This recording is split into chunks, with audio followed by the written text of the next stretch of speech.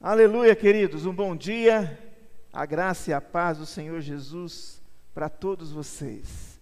Louvado seja Deus por mais essa oportunidade de estarmos transmitindo esse culto ao vivo para a glória do Senhor. E eu queria meditar com vocês nesta manhã, num texto da Escritura, em Provérbios capítulo 3, verso 5. Provérbios capítulo 3, nós leremos do verso 5 ao verso 10. Queria que você abrisse a sua Bíblia aí, com o coração aberto, com reverência, com expectativa, estivesse orando por nós, estivesse orando por essa palavra que está sendo ministrada e que poderá alcançar tantas pessoas em vários lugares. Vamos pedir para que Deus abençoe essa leitura e que o Senhor fale conosco nesta manhã. Provérbios capítulo 3, versos 5 a 10. Esse texto da palavra nos diz assim: confia no Senhor de todo o teu coração e não te estribes no teu próprio entendimento. Reconhece-o em todos os teus caminhos e ele endireitará as tuas veredas.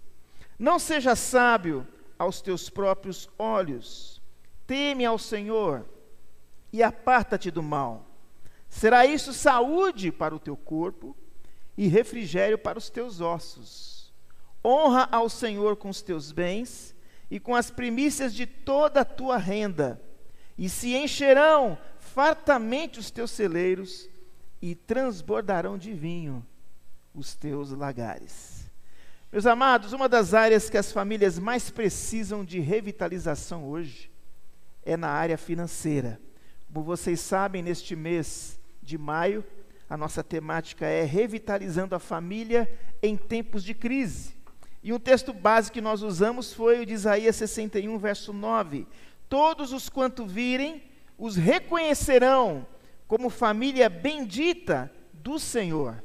E ser uma família bendita do Senhor é também ser uma família agraciada por Deus, orientada por Deus na área das finanças.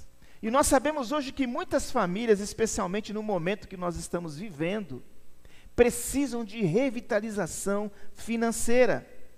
Especialmente diante desse período de pandemia que nós estamos vivendo, onde a nossa economia está sendo afetada, como é importante agregar princípios da palavra de Deus para sermos socorridos nesse momento. Por isso, louvado seja Deus pela orientação da sua palavra, que nos cerca, que nos mobiliza em todas as situações da nossa vida.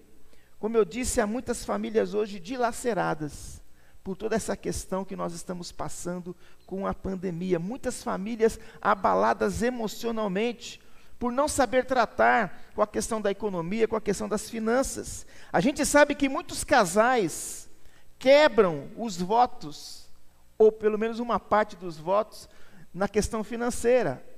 Na pobreza ou na riqueza? Tem muita gente que na dificuldade financeira, na luta financeira, acaba abandonando o seu cônjuge, acaba abandonando sua família, por causa de conflitos financeiros. Muitos filhos são mal direcionados na vida, por não aprenderem na sua formação inteligência financeira. Muitos não aprendem a relacionar o ser com o fazer e com o ter. Hoje eu quero tratar com vocês, por meio do texto que nós lemos, sobre alguns princípios para revitalizar as finanças em tempos de crise. Eu creio ser muito oportuna essa palavra para o momento que nós estamos passando e pela carência das famílias serem revitalizadas. E o primeiro princípio que eu quero tratar com vocês, diante do texto que nós lemos, é o seguinte: aprenda a confiar a Deus, todas as áreas da tua vida, inclusive a financeira. O texto diz, no verso 5 e 6, confia no Senhor de todo o teu coração e não te estribes no teu próprio entendimento. Reconhece-o em todos os teus caminhos e ele endireitará as tuas veredas. Se você quer ser abençoado, direcionado por Deus em todas as áreas da tua vida, a despeito de qualquer crise e provação que você venha passar, é preciso aprender a confiar em Deus e ter toda a expectativa diante dele, da ação e da intervenção dele nas nossas lutas, nas nossas provas. É preciso aprender a confiar em Deus de todo o coração, ou seja, com todo o âmago, com todas as nossas entranhas. Teu coração não pode estar preso nem refém a mamon, refém a coisas materiais. Hoje muita gente está presa ao materialismo e se sente deslocado diante dessa crise que nós estamos vivendo. Jesus disse que a vida é mais do que o alimento, o corpo mais do que as vestes, o ser é maior que o ter. E para termos uma boa relação com o ter, nós temos que ter o nosso ser trabalhado. A palavra de Deus diz que tendo o que comer, beber, esteja satisfeito, esteja feliz. O apóstolo Paulo diz: aprendi a viver contente em toda e qualquer situação. Você como cristão, como filho e filha de Deus, você tem celebrado isso neste momento que nós estamos vivendo?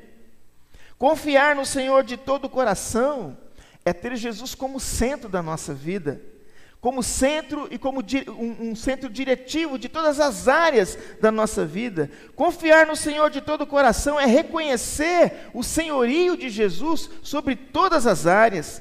Confiar no Senhor de todo o coração é amá-lo de todo o entendimento, é amá-lo com todas as emoções, é amá-lo com todas as forças. Confiar no Senhor de todo o coração é ter uma atitude de gratidão, não de murmuração, não de reclamação. Eu lembro de Israel, que recebeu tantas bênçãos, tantos sinais de Deus, mas infelizmente aquela mentalidade do Egito estava na cabeça deles. Deus preservou a sandália dos pés, Deus cuidou do povo, Deus mandou maná. Então, diante de uma crise, diante de um aperto, nós temos que crer que Deus é provedor e temos que ser gratos por tudo que Ele tem feito. Confiar no Senhor de todo o coração é ter a confiança que o nosso Deus é Pai e que Ele não é uma pequena divindade, que Ele é um Deus tremendo, poderoso, soberano. É ter a confiança de que Ele é o nosso pastor e nada nos faltará. É ter a confiança de que Ele é o nosso dono, o nosso proprietário, Ele vai cuidar da gente.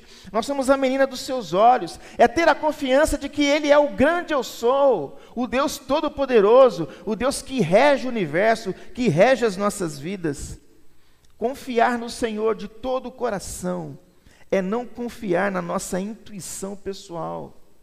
Quanta gente se machuca, porque ao invés de confiar no Senhor e nas diretrizes da sua palavra, confia nas vozes do coração. Muita gente fica presa ao seu achômetro e não se submete aos princípios eternos da palavra de Deus. Ou seja, ter essa confiança no Senhor é ter uma vida de obediência, é dar credibilidade à palavra de Deus. Confiar no Senhor de todo o coração é reconhecê-lo em todos os nossos caminhos, em todas as veredas da nossa vida, em todas as direções. Ou seja, fica muito claro pelo texto que nós lemos, que Deus quer ser nosso guia. Deus quer direcionar a tua vida. Ele quer nos conduzir em todas as áreas. E sabe qual é a promessa que esse texto nos traz? A promessa é que Ele vai endireitar, vai deixar retas nossas veredas. Aleluia, queridos, porque Deus é fiel, porque Deus cumpre as suas promessas. O que Ele espera de nós é um ato de fé, é um ato de rendição, é um ato de entrega. Eu pergunto, alguém entre nós, você mesmo, já errou o caminho, se perdeu? Deus pode endireitar as tuas veredas, uma vez que você esteja disposto a endireitar o teu coração, os teus sentimentos, os teus pensamentos, a maneira como você vê a vida, como você vê as promessas de Deus. Você tem celebrado o que está escrito nesse texto? O texto diz que nós devemos confiar no Senhor de todo o nosso coração e não te estribes no teu próprio entendimento. Ou seja, não fique usando da sua intuição pessoal, do seu achômetro, mas confie em Deus acima de tudo. Se nós quisermos de fato revitalizar as nossas vidas nesse tempo de crise, especialmente na área material, é preciso aprender a confiar a Deus todas as áreas da nossa vida com todo o nosso coração. Uma segunda lição que a gente aprende nesse texto, para que você encontre e celebre essa revitalização nesse momento tão difícil: busque a sabedoria do alto, tema ao Senhor e te aparte do mal. Busque a sabedoria do alto, tema ao Senhor e aparta-te do mal. O texto diz no verso 7 e 8, não seja sábio aos teus próprios olhos. Teme ao Senhor e aparta-te do mal, e será isto, há uma promessa aqui, saúde para o teu corpo e refrigério para os teus ossos. O que significa ser sábio aos próprios olhos? Ser sábio aos próprios olhos é ter uma postura de arrogância, de autoconfiança, é estar preso aos valores do seu ego. A Bíblia diz que o homem, por mais firme que esteja, é pura vaidade. O texto de Deuteronômio 8,17 nos diz, não digas, pois, no teu coração, a minha força e o poder do meu braço me adquiriram essas riquezas, diz o texto. Antes te lembrarás do Senhor teu Deus, porque é Ele que te dá força para adquirir riquezas, para confirmar a sua aliança, que sob juramento prometeu dar aos teus pais, como hoje se vê. Nós nunca podemos nos gabar das coisas que nós temos que entender que tudo que temos, que tudo que somos, é pela providência divina. É pela intermediação de Deus, é pela concretização das suas promessas nas nossas vidas. Então não seja sábio aos teus olhos, aos teus próprios olhos. Fuja da arrogância, da soberba, da autoconfiança. Ao invés do orgulho, da autossuficiência, busque a sabedoria do alto e tema ao Senhor. Se disponha a temê-lo. Olha que promessa linda a palavra de Deus tem em Provérbios 2. Se buscares a sabedoria como a prata e como a tesouro escondidos a procurares, então entenderás o temor do Senhor e acharás o conhecimento de Deus. Em momentos difíceis e turbulentos como este que nós estamos vivendo, nós precisamos da sabedoria do alto, que é uma sabedoria pura, pacífica, indulgente, tratável, plena de misericórdia. A palavra de Deus diz aqui que nós, se buscarmos a sabedoria desta maneira, com todo o coração, como se fosse prata, como se fosse ouro, então nós entenderemos o temor do Senhor e acharemos o conhecimento de Deus, a sabedoria de Deus, o discernimento de Deus, para uma hora difícil como esta. Temer a Deus, querido, significa honrar, respeitar, dignificar a Deus, amar a sua vontade, admirá-lo. Temer a Deus implica em desejar o governo de Deus sobre a nossa vida, em todas as áreas. Então as bênçãos não vêm por acidente. As bênçãos vêm diante de princípios arraigados no nosso coração. E quando Deus de fato governa a nossa vida, nós só podemos esperar a bênção dEle, a provisão dEle, o cuidado dEle. E quantas famílias hoje estão tristes, estão abaladas, estão sem chão, porque não desfrutam e não celebram plenamente o temor pelo Senhor. Você teme ao Senhor? Você tem buscado a sabedoria do alto para a tua vida? E o texto também diz que nós devemos, além de buscar essa sabedoria, além de nós termos o Senhor como prioridade na nossa vida, pelo temor que temos a Ele, nós precisamos nos apartar do mal, fugir do mal. E fugir do mal é fugir da aparência do mal, inclusive, em todas as áreas da nossa vida, inclusive na vida financeira. Quanta gente tem laços com questões das trevas, no que diz respeito a essa área financeira, andam por caminhos tortuosos. O texto nos diz que se nós buscarmos essa sabedoria, esse temor e nos apartarmos do mal, a promessa é que Deus vai trazer saúde para as nossas vidas. Será isto saúde para o teu corpo e refrigério para os teus ossos. Saúde e refrigério, gente. Palavras doces, palavras oportunas para esse momento de crise que nós estamos vivendo. Duas palavras acolhedoras e confortadoras em tempos de crise.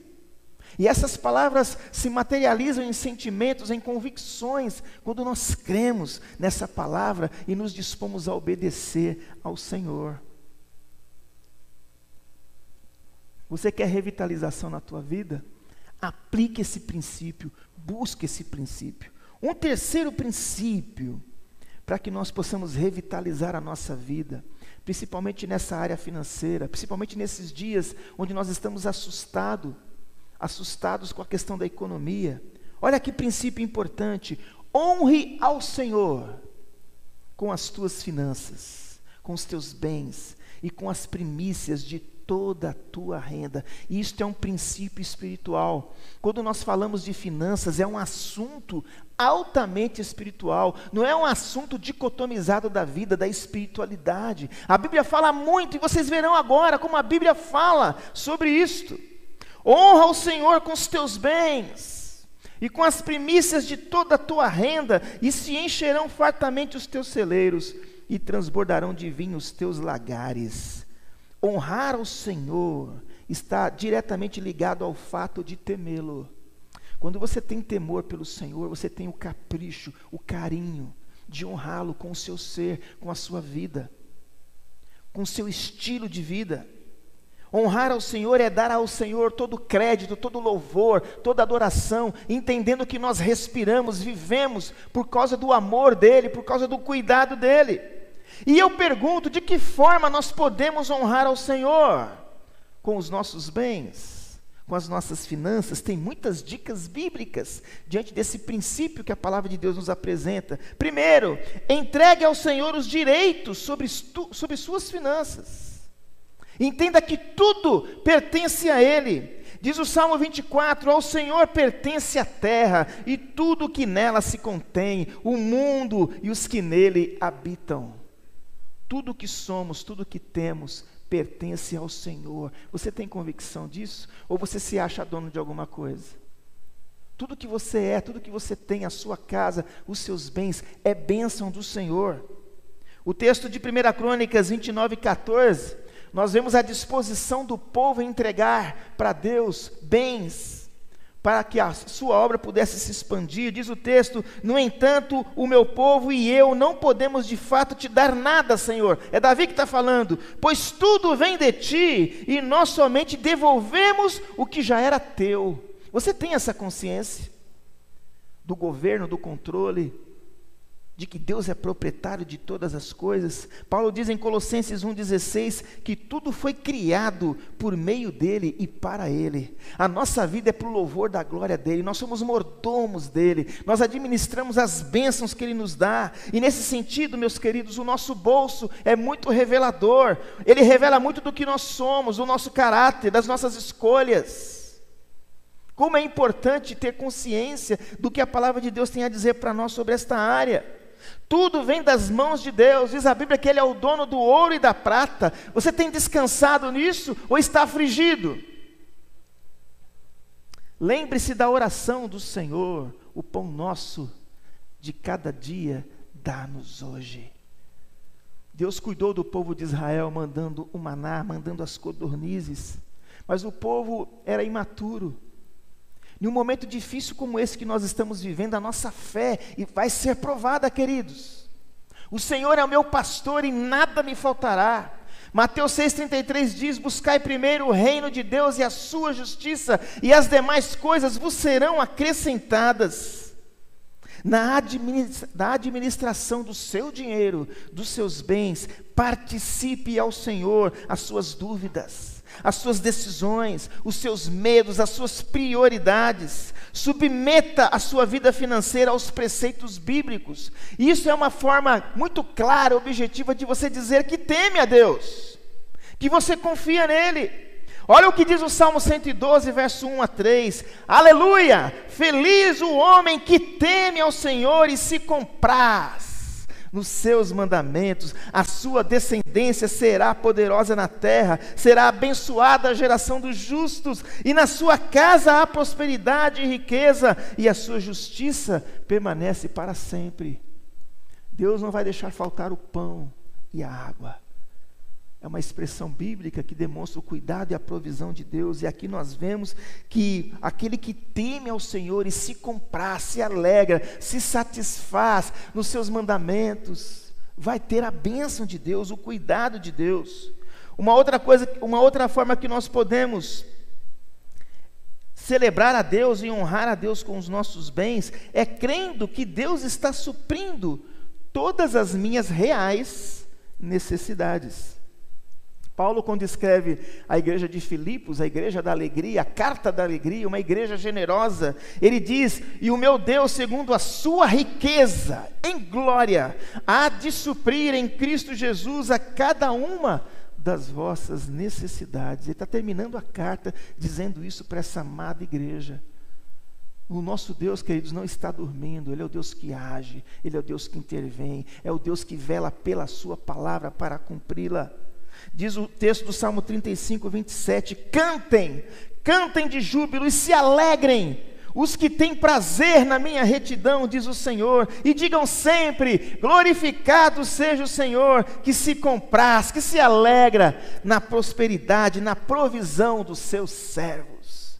Deus se alegra com a sua alegria. Ele é que sabe que pensamentos têm ao meu respeito e ao teu respeito, pensamentos de paz e não de mal, para nos dar o fim que desejamos.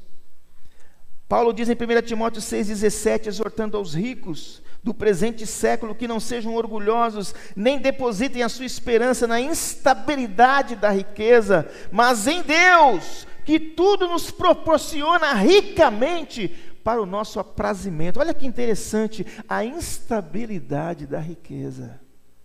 Quanta gente que tinha o seu coração nas riquezas, neste momento de pandemia está desesperado, quebrou as pernas. Quanta gente colocando a confiança na riqueza. Os bens materiais, o dinheiro, as riquezas são um meio, não um fim. Por isso que você não pode amar o dinheiro. Porque quando o amor ao dinheiro é a raiz de todos os males, mas temos que usar o dinheiro e os bens para a glória de Deus, porque Deus conhece todas as nossas necessidades físicas, materiais, existenciais, afetivas e espirituais. Diante disso, nós precisamos meditar na sua palavra diligentemente e se empenhar em obedecê-la. Você que está me ouvindo, você tem convicção do que você está escutando agora? Você tem se empenhado em obedecer, amar e dar credibilidade ao que a palavra de Deus diz nesta hora, neste momento? Josué 1,8 diz, Deus fala para Josué, não cesses de falar deste livro da lei, antes medita nele dia e noite, para que tenhas cuidado de fazer segundo tudo quanto nele está escrito. O que vai acontecer? Então farás prosperar o teu caminho e serás bem-sucedido. Isso envolve vida financeira, vida material. O Salmo 1 diz que o servo do Senhor, o seu prazer está na lei do Senhor, e nessa lei medita quando? De dia e de noite. Qual é a consequência? Ele é como árvore plantada junto à corrente de águas, que no devido tempo dá o seu fruto e cuja folha não murcha, e tudo quanto ele faz, ele será bem-sucedido. Ser bem-sucedido, queridos, no aspecto integral da vida, é uma consequência natural de obediência, de amor à palavra de Deus, de credibilidade a Deus, e Deus quer te instruir. O Salmo 32:8 diz, instruir-te-ei e te ensinarei o caminho que deves seguir, e sobre as minhas vistas te darei conselho. Tome essa palavra para você nessa hora difícil. Deus vai te dirigir pelo deserto. Ali estará a coluna de nuvem, a coluna de fogo, o maná, o cuidado. Como é importante, querido, se você quer honrar a Deus com as tuas finanças, creia que Ele vai suprir todas as suas reais necessidades. Terceira coisa, que eu posso honrar o Senhor com meus bens, dispondo-me a trabalhar com dedicação e esmero para a glória de Deus. Muita gente peca em não compreender que a questão financeira é uma questão espiritual, porque dicotomiza essa questão. Olha que interessante, para que você tenha uma vida bem-sucedida e abençoada por Deus, Deus exige que você trabalhe.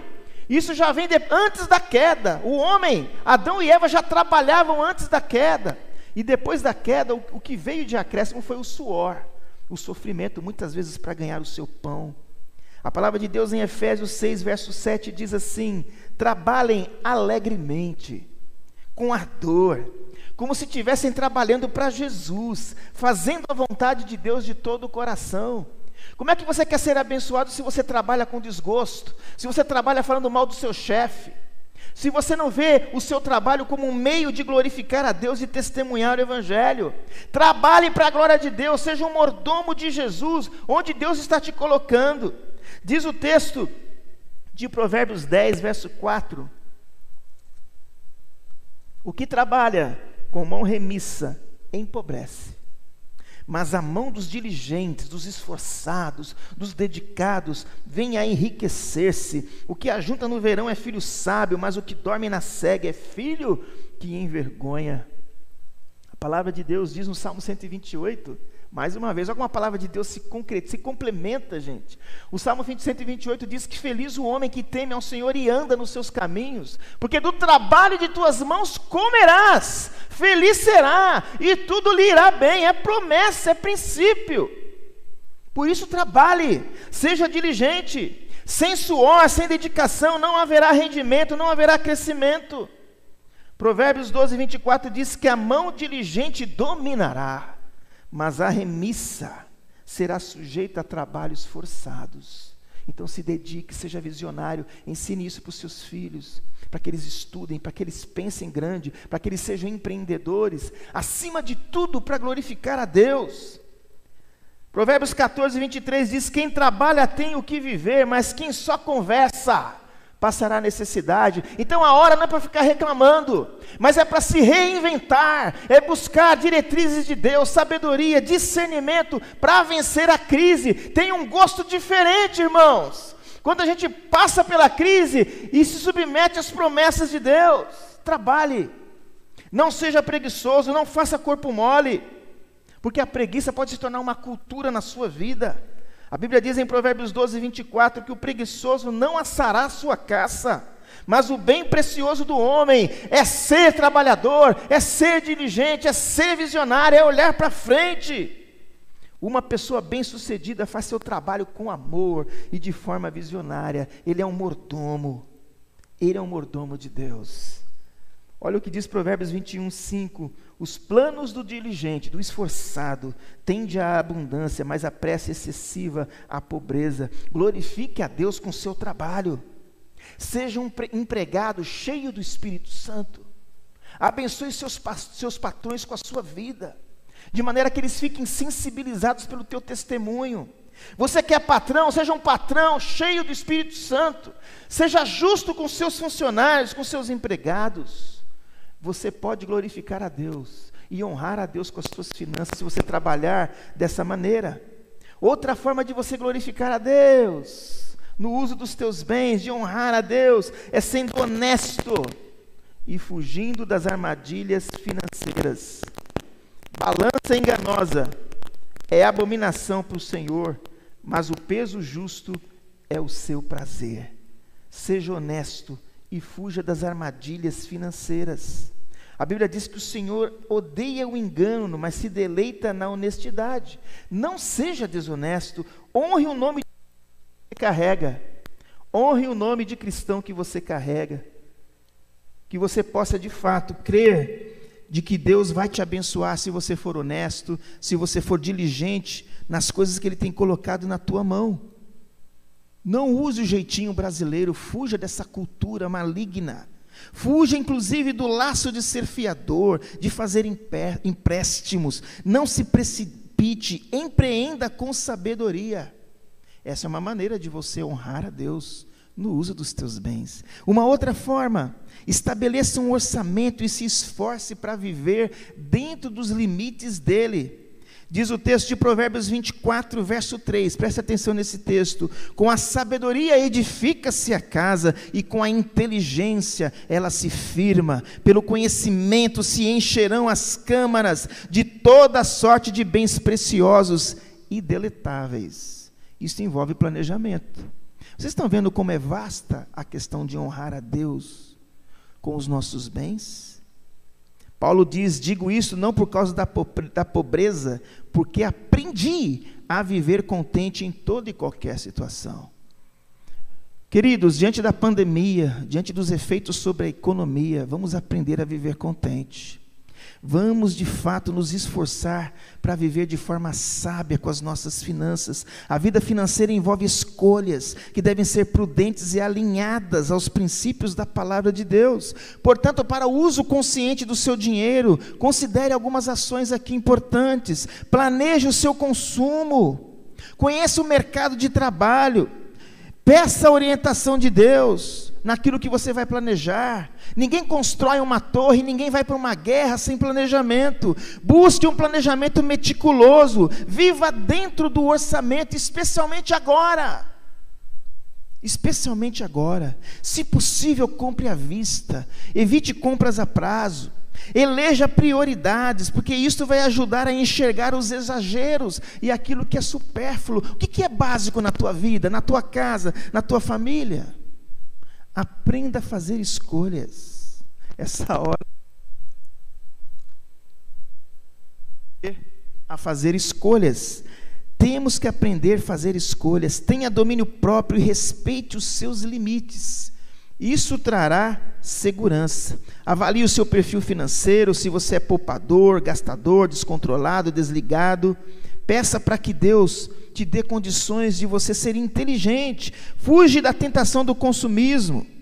E diga para você mesmo: eu não ficarei e nem permanecerei endividado. Eu crerei nas promessas de Deus. E um último princípio: invista seu dinheiro para a glória de Deus. Seja um bom mordomo de Cristo. O texto diz: honre ao Senhor com os teus bens e com as primícias de toda a tua renda, e se encherão fartamente os teus celeiros, e transbordarão de vinho os teus lagares. Honre ao Senhor com os teus bens, ofereça a Ele as primícias, e não o resto, e não o último. Eu pergunto, será que uma pandemia é uma boa desculpa para nós quebrarmos esse princípio? Lembre-se que a promessa é que se encherão fartamente os teus celeiros e transbordarão de vinho os teus lagares. Dinheiro não é um fim, é um meio. Dinheiro é um ótimo servo, porém um péssimo servidor. Então se disponha a confiar no Senhor de todo o teu coração. Seja sábio, não aos teus próprios olhos, mas segundo a palavra de Deus. Tema a Deus, aparta-te do mal, honre ao Senhor com os teus bens. Você que é crente, você que ama a Deus, que crê na sua palavra, seja um dizimista fiel, ofertante.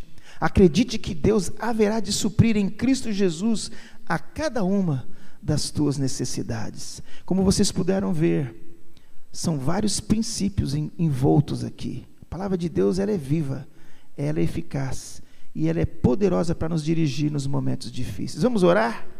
Pai querido, em nome de Jesus, nós queremos pedir a tua bênção sobre o Brasil.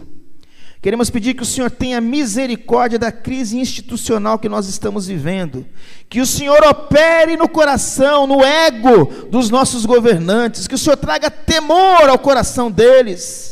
Porque nós cremos que o Senhor rege a história, e a igreja é a bola da vez. Que o Senhor esteja quebrantando o teu povo, dobrando os nossos joelhos, porque o Senhor é o Deus de toda a provisão. Que não falte, ó Deus, a provisão na casa dos teus filhos e filhas. Que o Senhor esteja derramando da tua bênção, e que esses princípios bíblicos sejam acolhidos com mansidão por todos nós nesta manhã, de maneira que possamos celebrar as promessas que esse texto diz para nós. Que o Senhor abençoe a nossa pátria, a nossa nação, o mundo, e que nós possamos ver milagres acontecendo no meio do teu povo. Cuida dos doentes, dos enfermos, dos hospitais, dos enfermeiros, dos médicos, os cientistas que estão estudando uma cura para essa doença. Traz a cura. Nós estamos com saudade do teu povo na igreja, mas nós cremos que este momento é um momento estratégico para nós crescermos, meu Deus. Nos ajuda a crescer e acolher com mansidão a tua palavra, acolher a palavra desta manhã, que ela não se perca, mas que ela prospere nesses tempos de vacas magras, que ela prospere na nossa vida, no nosso coração, em nome de Jesus. Fala ao teu povo, traz conforto, traz alegria no Espírito Santo e orientação. Nós te pedimos em nome de Jesus, amém. Que Deus te abençoe, queridos. 18 horas estaremos juntos novamente para a glória de Deus. Deus abençoe a todos, em nome de Jesus. Amém.